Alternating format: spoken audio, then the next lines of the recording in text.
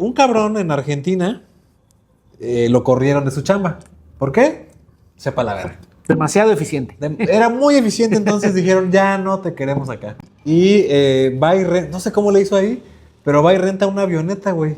Ya para rentar una avioneta es una lana. No ganaba tan mal. No o tenía ganaba una mal, lana. o tenía un ahorro, No ¿no? creo que salga barato. Y aparte rentar una avioneta. sabía manejar una avioneta.